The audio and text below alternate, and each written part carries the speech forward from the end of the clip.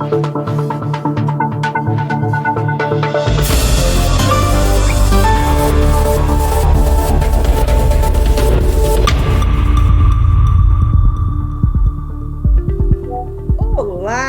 Hoje a Rota do Turismo está recebendo em nossos estúdios Marlene Maitorena. Ela que é psicanalista, e já que nós trabalhamos em janeiro, que tem o tema Janeiro Branco, trouxemos a Marlene, mais conhecida como Mai, que eu tive o privilégio de conhecer num grupo de negócios de network da Associação Comercial de São Paulo, da qual nós fazemos parte. E aí a Mai falou assim: Dri, gostaria de uma entrevista. Estamos aqui, porque já que o assunto é saúde mental, isso atinge todas as faixas etárias e todos os públicos, inclusive os turistas. Então vamos lá. Mai, quem é você? Legal. Primeiramente, muito obrigada, Adriana, pelo convite, aos ouvintes aí, quem está vendo o programa. Realmente a Associação Comercial une empresários que podem fazer parcerias interessantes, então muito obrigada pela oportunidade. Bem, falando um pouquinho da Marlene Maitorena, psicanalista. Para quem não sabe, né, a psicanálise ela tem um diferencial da psicologia, mas eu vou falar um pouquinho, né, de mim para entender essa minha evolução. Eu sou originalmente engenheira, sou administradora e sou auditora. E eu fiz a minha carreira dentro do mundo corporativo. Eu comecei como engenheira de automação e depois de passar pela auditoria interna, que é a auditoria de processos, aquela auditoria que a gente trabalha em todos os segmentos de negócio dentro de uma empresa. Então, eu comecei a trabalhar com processos de compras, de venda, de contabilidade, de produção, e aí eu percebi que eu tinha um perfil bem analítico, bem consultivo, diferente aí do que o pessoal imagina como é o perfil do auditor. E aí, com esse perfil, eu acabei sendo convidada, né, a trabalhar em outras áreas e começou a minha peregrinação pela empresa, que eu comecei a ter a minha carreira generalista. Saí de lá, fui para a área de compras, depois para a logística, depois eu fui promovida na área de planejamento estratégico corporativo, e como essa área era relacionada à presidência, eu comecei a ter uma visão um pouquinho mais ampla dentro da empresa. E aí começou, né? Comecei vamos dizer assim, os projetos estratégicos da empresa, sempre com projetos grandes e corporativos, lidando aí com presidência, vice-presidentes e tudo mais. E chegou um momento que eu tive carreira internacional, né? Tive a oportunidade de trabalhar em outros países, vivendo também lá fora, e aí chegou um momento que eu me interessei pela gestão de pessoas. Eu já tinha feito um MBA em marketing, falei assim, vou fazer o MBA em gestão de pessoas. Só que quando você trabalha na indústria, a gente aprende muitas ferramentas relacionadas à gestão estratégica, à melhoria de performance, à produtividade, e aquele curso de MBA, apesar de assim, ser muito bom, ele era um pouco teórico, né? Eu digo que na indústria nós tínhamos ferramentas muito mais objetivas para este objetivo, né? E nesse mesmo momento, uma amiga minha já estava pensando na carreira B, no plano B da carreira dela, ela me convidou para fazer psicanálise, para estudar psicanálise. E aí eu gostei, né, que ele tem um formato diferente, né, uma faculdade, né, um curso aí de 3 anos. Eu falei, não, muito bom, porque foi ao encontro do que eu tinha como objetivo, que era trabalhar mais, entender mais o comportamento humano.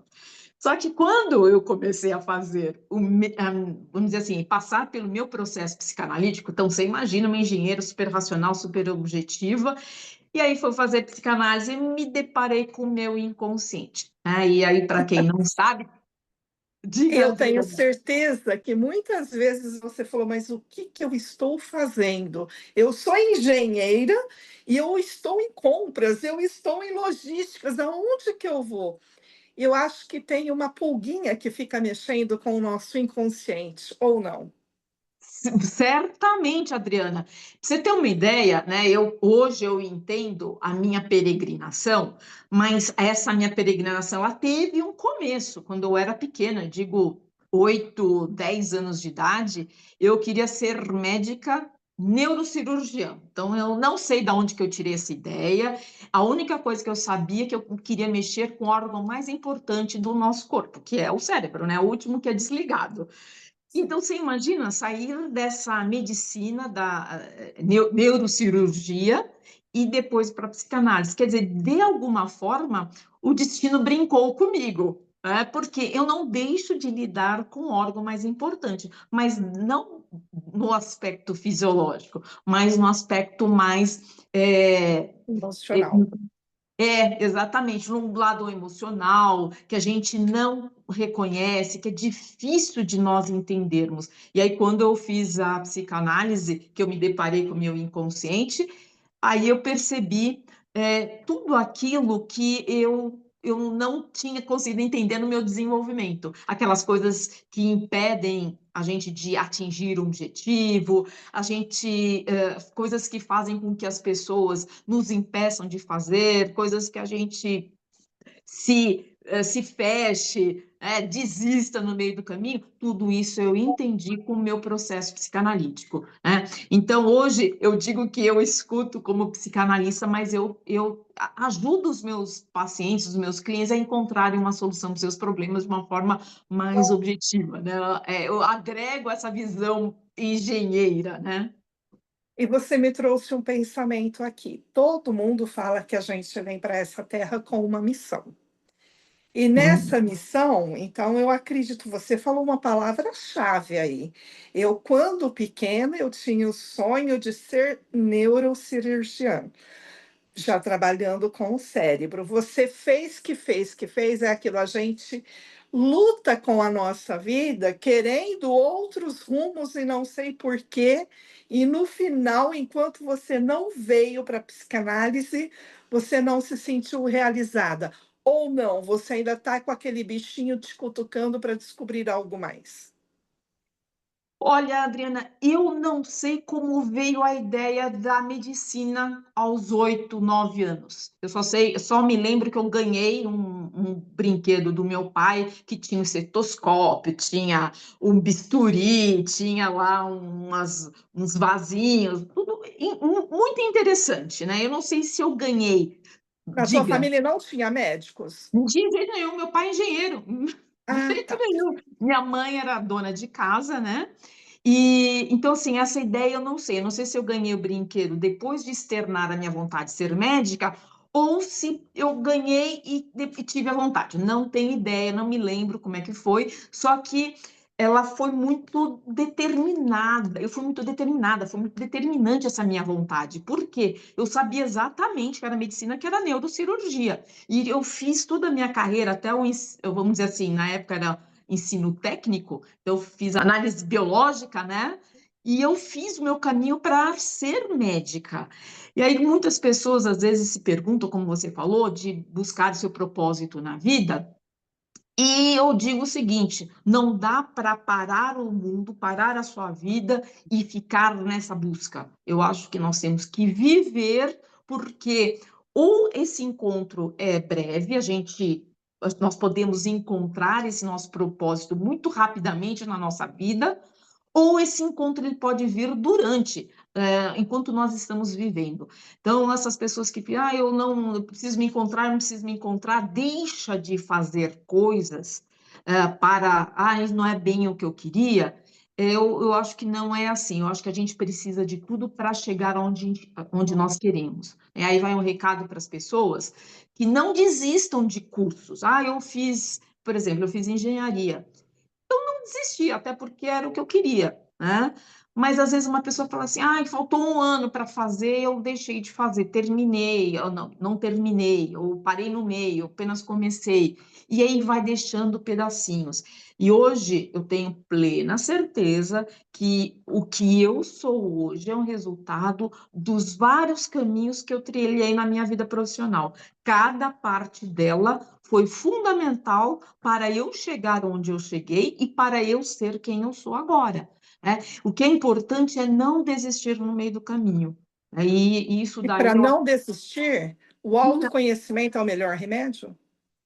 é fundamental. E o autoconhecimento não é só para não desistir, mas é para você não sofrer também durante o caminho, para você também ser mais produtivo, ter melhor desempenho, criar melhores relacionamentos. Tudo isso você ganha com autoconhecimento. Isso, Adriana, eu fui descobrir lá na frente, né? Por quê? A gente vai se questionando, né, e o processo da psicanálise é um processo de perguntas e, na verdade, é um processo investigativo sobre você mesmo. Por que investigativo? Porque o inconsciente nós não temos acesso direto. Nós nos descobrimos por meio do terapeuta. E ele que vai nos conduzindo para dentro do nosso inconsciente. A gente não consegue fazer esse negócio sozinho. Eu vou parar, pensar. Não, porque é bem capaz que a gente fique num círculo vicioso. A gente pergunta, a gente responde. A gente pergunta, a gente responde. E normalmente essas respostas são muito convenientes. Por isso que é preciso um terapeuta para nos tirar desse círculo vicioso de perguntas e respostas que às vezes não nos levam a nenhum lugar e só nos fazem perder tempo. Marlene, eu falo assim, ó, nós somos de uma década, que nós não tínhamos a facilidade de hoje. Eu falo por mim, eu acredito que você também. Na minha infância, quando você falava de qualquer neuro, a turma já é famoso bullying, eles já te taxavam, você tá com problema mental, você tá doida, você tá isso. E hoje não, hoje a gente tem a ajuda da ciência para nos ensinar a nos descobrir e a facilidade da gente buscar esse profissional sem nenhuma taxação disso ou daquilo, mas em respeito ao autoconhecimento. Com você foi assim também? E como que você vê os jovens, eles estão buscando essa facilidade ou ainda existe aquela resistência? Bem, ó, eu vou primeiro, para a gente entender da onde vem esse preconceito da saúde mental relacionado com loucos, né? Primeiro, a gente precisa lembrar a trajetória do Freud, que é o pai da psicanálise. O Freud era um médico psiquiatra. No fim do século XIX, início do século XX, as doenças mentais eram de pessoas que tinham problemas fisiológicos, ou seja, tinham problemas de malformação do cérebro, pessoas que jamais iriam se curar, aqueles que nasceram loucos iam continuar loucos, né? E só que o Freud, ele começou a perceber que tinham pessoas que às vezes não andavam, principalmente as mulheres histéricas que não andavam, não se movimentavam, e aí ele começou a se interessar pela formação, vamos dizer assim, funcionamento da mente, né? O que estava causando na mente, o que estava sendo arquitetado para que aquelas mulheres tivessem aquelas dificuldades. E aí ele criou a psicanálise, né? E essa psicanálise acabou sendo uma ferramenta utilizada pelos médicos psiquiatras, principalmente, para acessar o inconsciente, aqueles que tiveram, vamos dizer assim, que seguiram a linha da psicanálise. E depois essa psicanálise se propagou, foi bastante difundida, muitas pessoas que não eram médicas começaram a praticar a psicanálise, até que o Freud falou assim, bem, conhecendo a técnica e passando pelo processo psicanalítico, é fenomenal que as pessoas possam ajudar outras pessoas a se curarem mentalmente. Então, durante muito tempo, essa questão mental ficou associada a um mau funcionamento, né? Mas indo agora para essa questão do autocuidado, né? Vamos dizer assim, que até o século XX, então nós já estamos no século XXI, né? É o 25º ano do século XXI. o século passado, vamos dizer, que existia realmente uma questão do cuidado mental ainda muito relacionado com a questão da falta de equilíbrio mental, o mau funcionamento, essas coisas assim. Vamos dizer que com o século XXI essas coisas acabaram melhorando, né? A saúde mental entrou na pauta de empresas, do autocuidado, né? O cuidado com os jovens, e isso é muito importante para que todo mundo funcione da melhor forma possível, né? Hoje, vamos dizer assim, que as pessoas estão mais conscientes do valor, da necessidade e dos benefícios que esse cuidado com a saúde mental traz. Porque basta ver quantas pessoas estão com baixo desempenho, e não tem esse cuidado, né? E que acabam tendo algum problema profissional, né? Quanto que a gente não está ouvindo aí de pessoas que sofrem de ansiedade, do pânico, que estão com burnout, que estão com depressão. Então, são muitas são as formas em que as pessoas estão sendo afetadas por não terem ou não conseguirem esse equilíbrio mental. E esse equilíbrio mental, ela vem com a terapia, né? É preciso a pessoa se conhecer para saber lidar. A questão, vamos dizer, racional, ela precisa sempre de um treinamento, sempre de um desenvolvimento, né? Para você se tornar um bom profissional, que é mexer na parte racional, você precisa estudar, se desenvolver, se aprimorar, da melhor forma possível, da mais abrangente possível, né?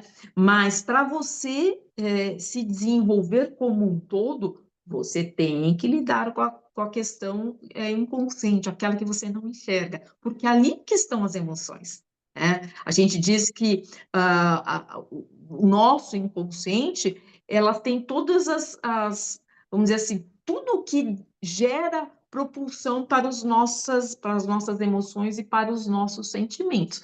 E essa propulsão pode ser para o positivo ou para o negativo. Então, é muito importante esse autoconhecimento para você aproveitar, conhecer tudo aquilo que é bom, que você absolutamente não sabe, até porque muitas vezes você se desvaloriza, e é justamente aquilo que vai te alavancar na vida, e também conhecer, obviamente, aquilo que está te atrapalhando na vida, porque ele vai atrapalhando, você vai virando uma bola de neve, e aí de repente você fala, mas sempre foi assim, ai, comigo nunca dá certo, aí vem as Pode. repetições, ó céus, ó vida, a gente fica falando que o problema é o destino, não, não é o destino, não. Ou seja, somos o que pensamos, ou Sim, não? sim, sim, sim. Eu digo assim, se você chega e fala assim, tente pegar essa caneta. Verbo tentar, ele não existe. Ou você está pegando ou você não está pegando. Então, tem gente que, muitas pessoas acordam e falam assim, eu tento comer, eu tento fazer, eu tento estudar, eu tento ir para a academia, eu não consigo. Não, você não está tentando nada, né? Porque o verbo é eu vou para a academia, eu vou comer melhor, eu vou comer de uma forma mais saudável. Então, os verbos, eles têm que mudar, tem que ser verbos de ação. O verbo tentar, eu digo que você fica no limbo, você fica entre o céu e o inferno, porque é aquele que não dá resultado nenhum, absolutamente. Mas ele dá uma sensação de que você está fazendo um baita de um esforço, quando na verdade você não está fazendo absolutamente nada, né? Porque para fazer, você precisa chegar lá e falar assim, Agir. agir. Então, ao invés de tentar acordar, não, acordar às 6h30, tomar café a tal horas, né, comer não sei o quê, né, de acordo com o nutricionista. E aí você começa a mudar também a sua rotina, né? E isso eu estou dizendo um aspecto bem objetivo, né, Adriana? Como Claro. você, como você tem essa questão de não conseguir atingir os seus objetivos. Isso que eu trago muito na minha clínica psicanalítica, né? Eu digo assim, o que é técnico, eu falo para o meu cliente, para o meu paciente, né? Olha, o verbo tentar não, você não resolve nada, você precisa ter verbos de ação. E quando a pessoa, dentro da, vamos dizer assim, dentro da estrutura psíquica, né, do ego, ela reconhece, ela entende isso, então ela tem uma estrutura de ego estruturada, boa, aquela que é capaz de pensar, de raciocinar, então ela toma ação. Se ela tem essa capacidade de pensamento, ela vai lá e fala, é mesmo, eu preciso mudar a minha forma de pensar, colocar verbos de ação, e assim eu vou conseguir realizar o que eu preciso realizar. Mas existem pessoas que efetivamente não conseguem entender, né? Existe uma força muito maior dentro dela, que ela fala assim, eu sei que eu preciso acordar, mas eu tenho algo que me segura E me lá, trava. E me como que a trava. gente age com essa pessoa? Como que a gente pode ajudá-la?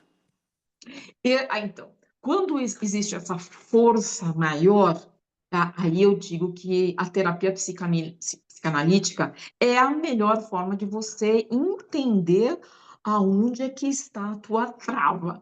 Por quê?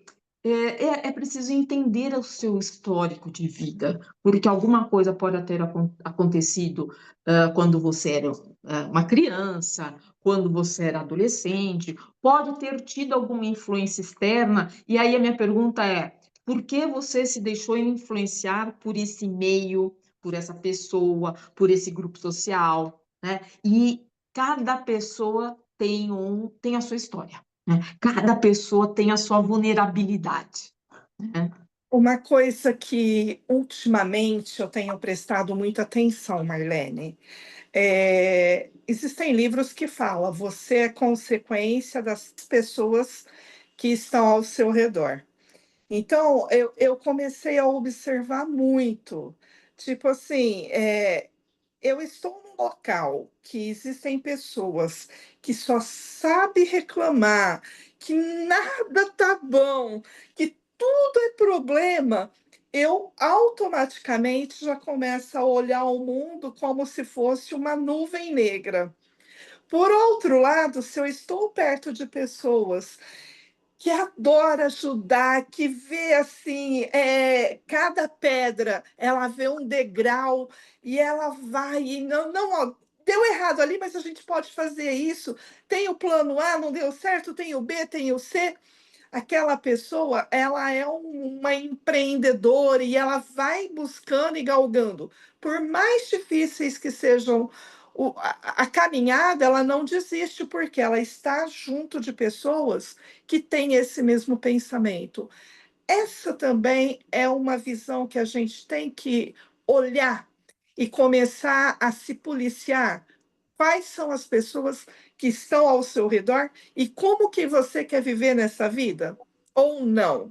Eu digo assim, né, Adriana? Existem grupos sociais que nós conseguimos nos distanciar. Então, essa regra é super verdadeira. Vamos supor que você esteja num ambiente de trabalho e tem aquele grupinho, aquela panelinha que sempre reclama da empresa, sempre reclama de alguma coisa. Você vai almoçar, é sempre a mesma toada, né? E aí você chega, meu Deus, mais uma reclamação, e aí, para onde que leva isso daí, né? Esses grupos você consegue se distanciar. Grupos de amigos, os verdadeiros amigos são muito parecidos com você escolhe quem é parecido, e às vezes você também se torna parecido com aqueles que você frequenta mais, que você tem como amigos. Eu digo assim, como engenheiro, né? Positivo fica com positivo, negativo fica com negativo.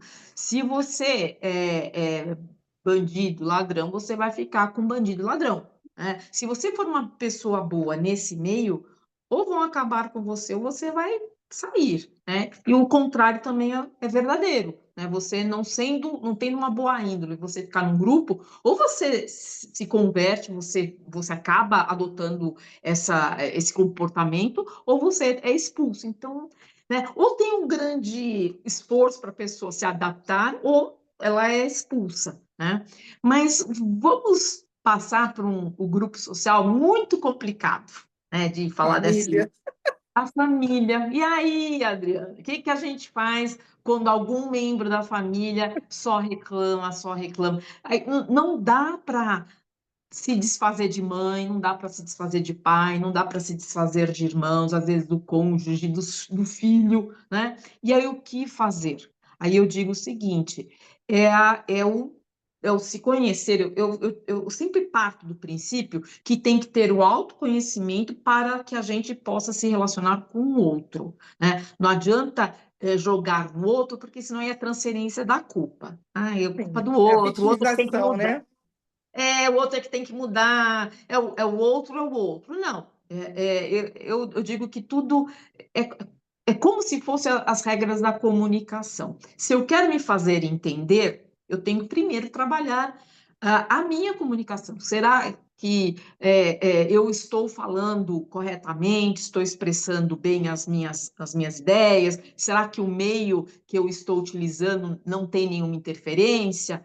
Se eu vejo que a Adriana não entendeu, eu sempre falo para as pessoas pensarem em como melhorar a si próprios. Reformulem os seus pensamentos, reformulem a sua fala, mudem a forma de falar, né?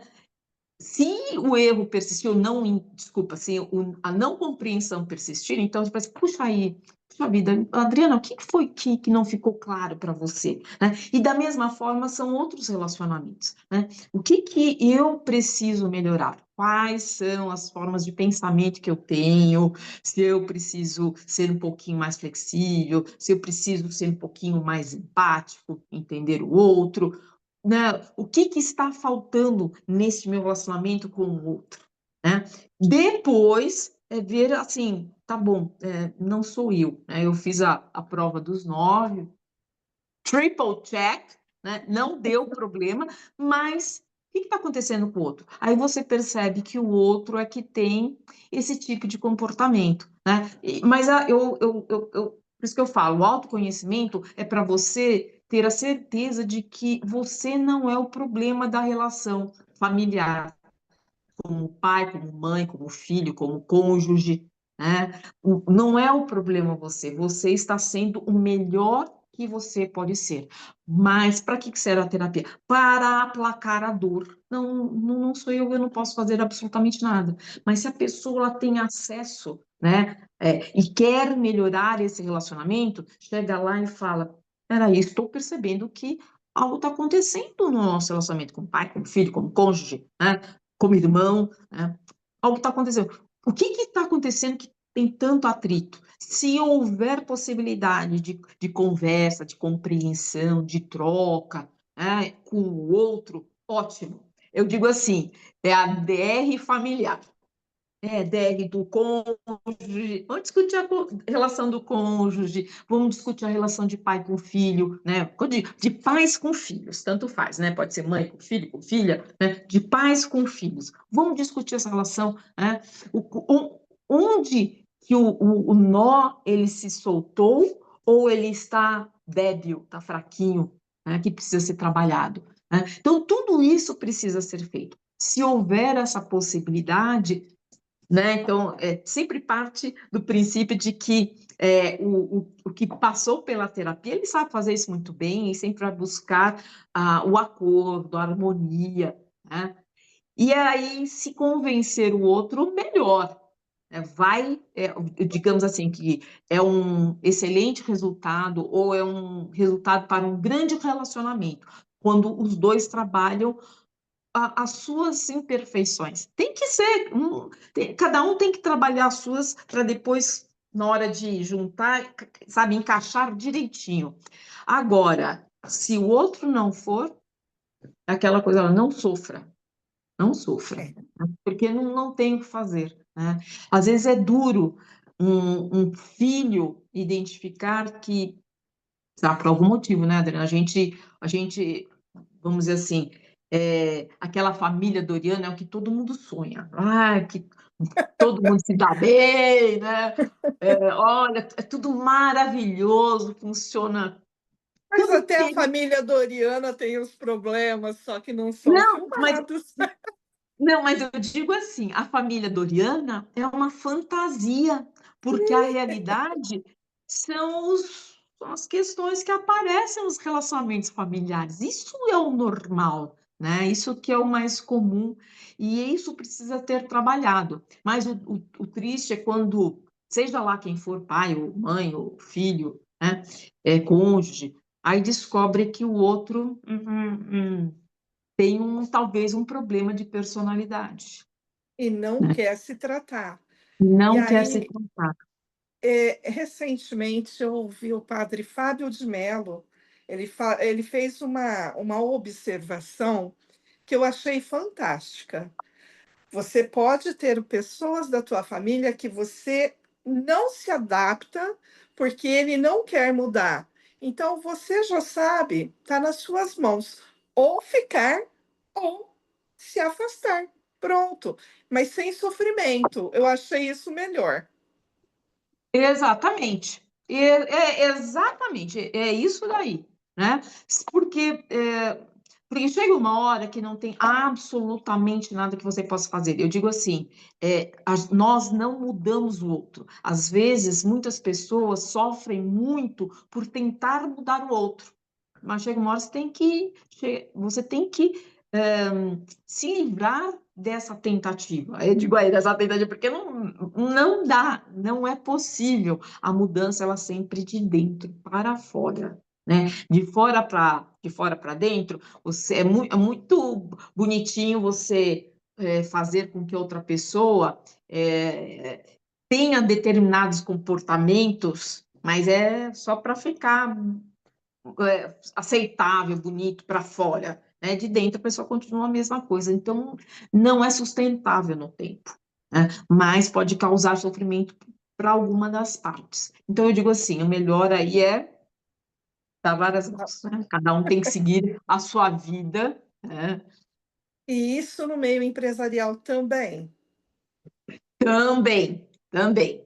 E aí, Adriana, eu digo assim, eu tive experiências profissionais de ter na minha equipe pessoas que não tinham um determinado perfil. Eu cheguei na área e eu sempre tinha por hábito fazer primeiro uma conversa com todos os colaboradores para eu entender quais eram as perspectivas daquela pessoa, qual era a formação dela, quais eram os gaps, né, os gaps para a vida e para aquela atividade. Então, era uma conversa que ajudava muito a compreender, entender o papel daquela pessoa dentro daquela área, dentro daquele departamento. E aí, uma vez eu cheguei no departamento, já tinha outros gestores e tinham falado de uma determinada pessoa que tinha um problema, né? E aí eles falaram assim, bem, fica com você que você é uma pessoa externa e você não vai ter influências, porque para nós, acho que nós achamos que ele não tem um perfil para a área. Veja, você não conhece nada, nós vamos falar nada. Veja com você o que acontece.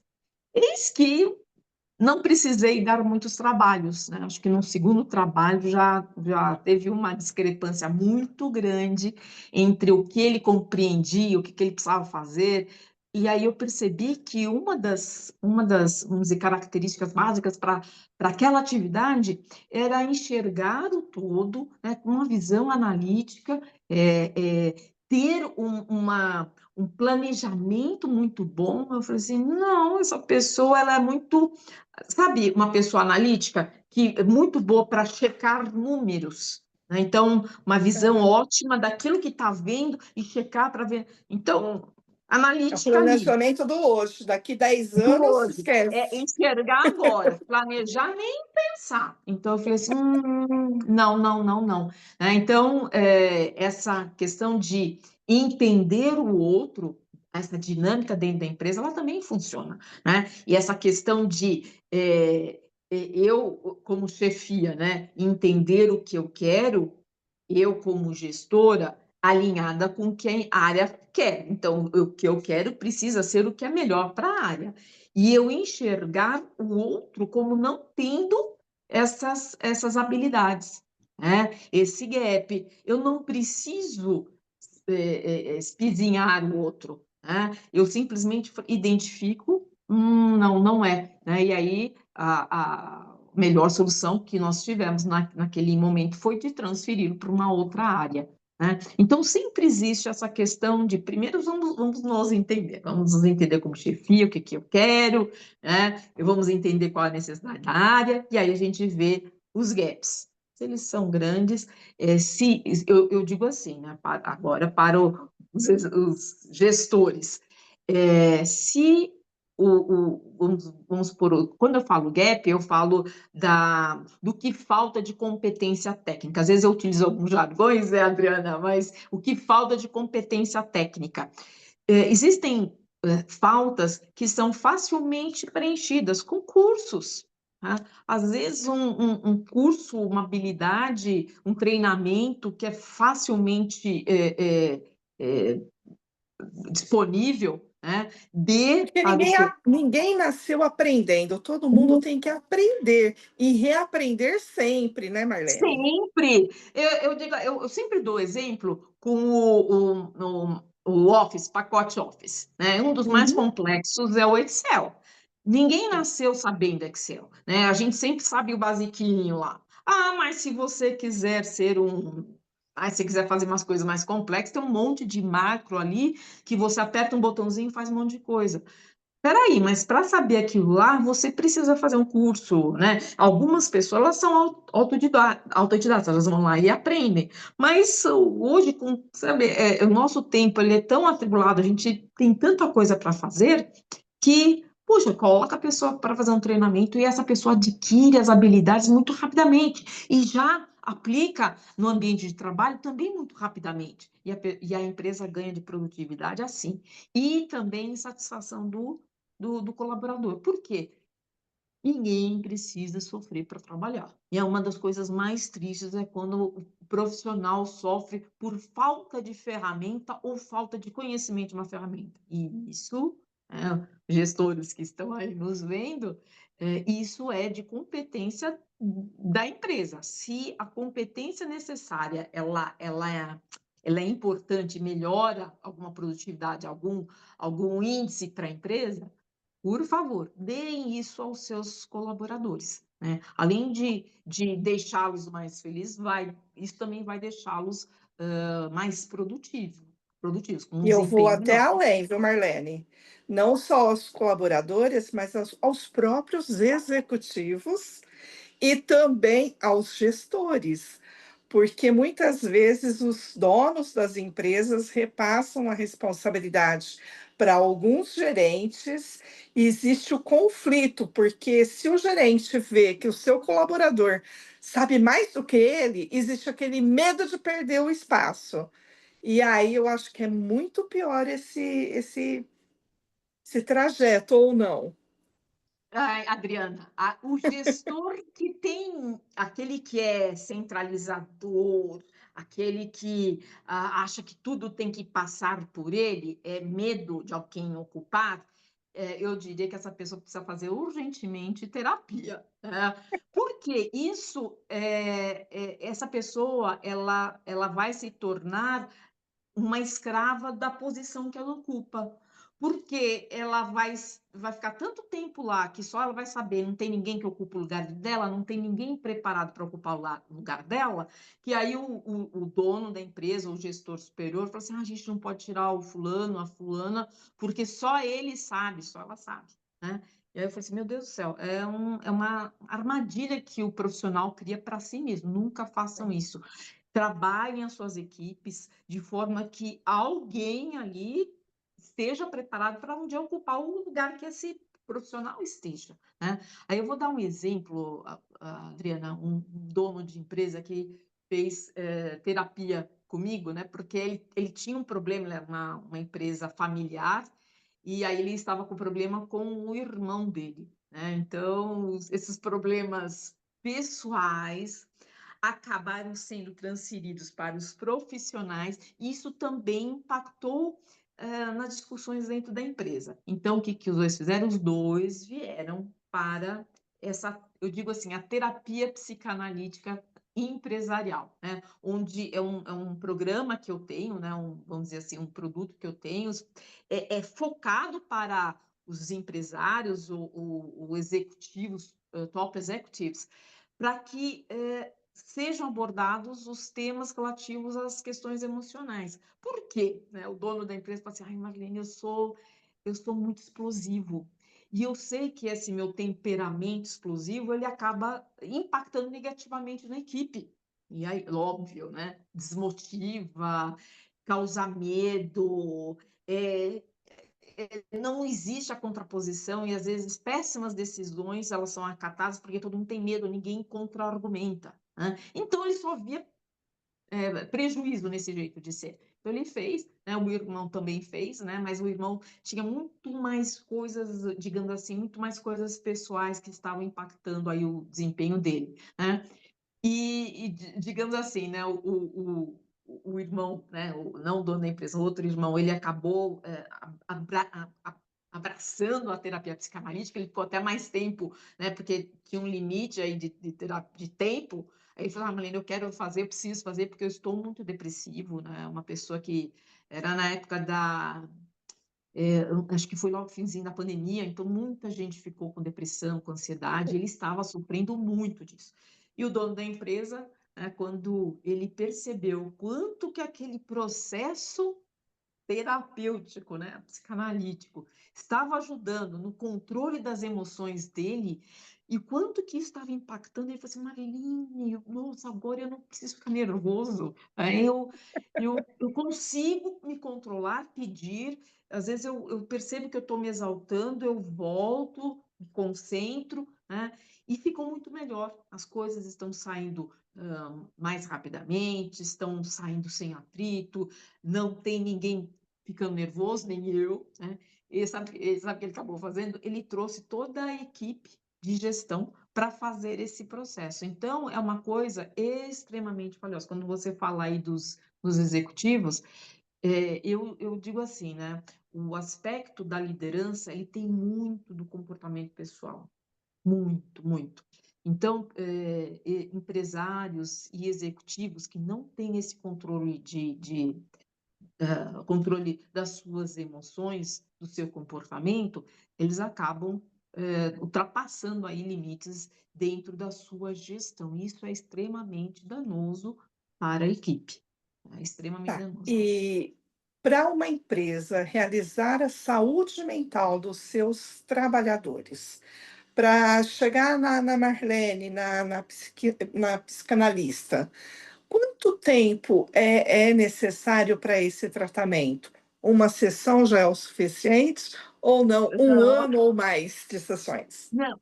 Eu digo assim, Adriana, existem muitas pessoas, né, no comecinho, quando nós conversamos, que eu falei que quando a pessoa ela tem uma estrutura de pensamento boa, as pessoas que falam de workshops ou palestras que vão, falam assim, nossa, isso mudou, um filme mudou minha vida, essa palestra mudou minha vida, esse workshop mudou a vida, nossa, bacana. Mas isso não é uma, vamos dizer assim, uma receita que funcione para todo mundo. Ah, esse workshop vai funcionar para todo mundo. Não, infelizmente não funciona.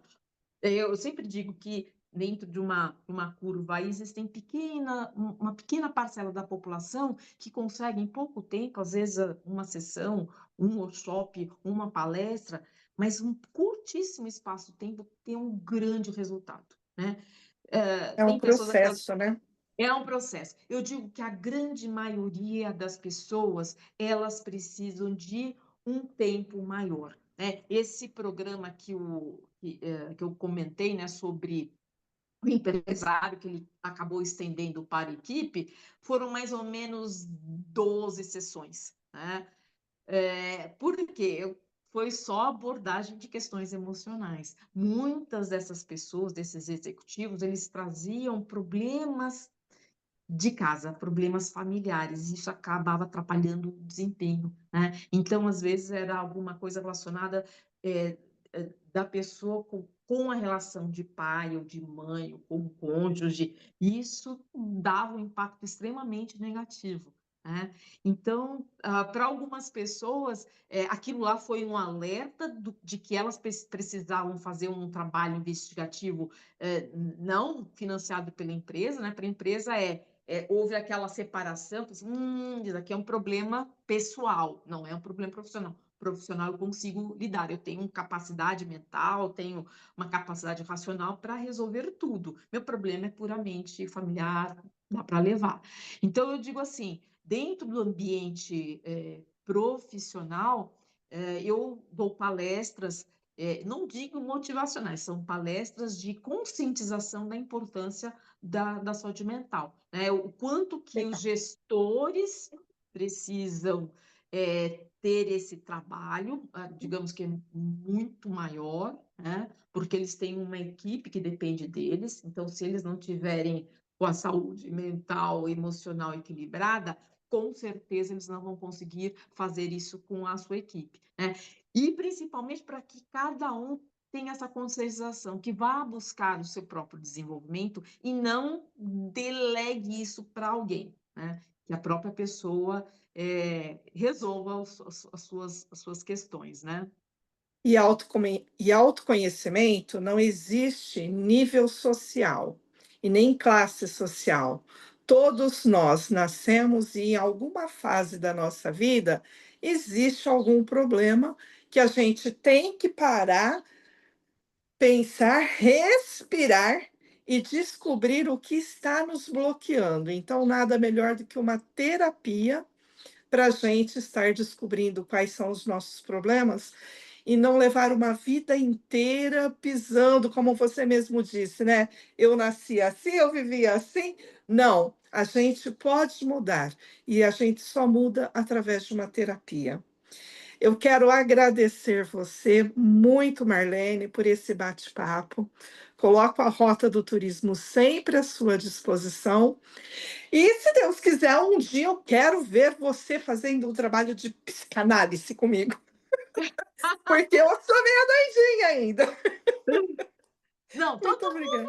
pouco, Adriana. Eu digo assim, ter o que que é a pessoa, vamos dizer assim, o normal para o Freud é aquele que tem as suas frustrações, mas consegue lidar com as suas frustrações. E todo mundo tem, ninguém é imune, isento de não sentir frustração, não sentir uma raiva, uma tristeza muito grande. Ninguém é isento disso daí. Mas a questão é saber lidar com essas coisas. Mas eu digo o seguinte, Adriana, estou à disposição, seria um prazer trabalhar aí com você, você é uma pessoa fantástica, mas todo mundo deveria percorrer esse caminho, né, porque é um caminho, uma vez que você cresce, né, a sua mente cresce, ela não consegue voltar a um estágio anterior, né, é sempre, e eu acho que não tem nada mais gratificante do que nós sabermos nós reconhecermos nossos valores, nós não termos medo de falar das nossas fraquezas, daquelas coisas que não são tão bacanas, mas que nós estamos trabalhando para sermos melhores. Eu acho que a gente nasceu para sair daqui melhor do que entrou. Não é possível que não tenha nenhum engrandecimento, seja ela profissional, do aspecto cognitivo, de pensamento, você se torne grande ou bom naquilo que você faça, e também não tem uma forma de você não crescer emocionalmente, você ser uma boa pessoa, né? Você ser bom em todos os papéis que você desempenha na sociedade. Né? Então, acho que isso que nós temos como missão, é sermos felizes e sermos bons em tudo aquilo que a gente faz. Muito obrigada, Marlene. Foi um prazer te receber, viu? Eu que agradeço mais uma vez, muito obrigada pelo convite.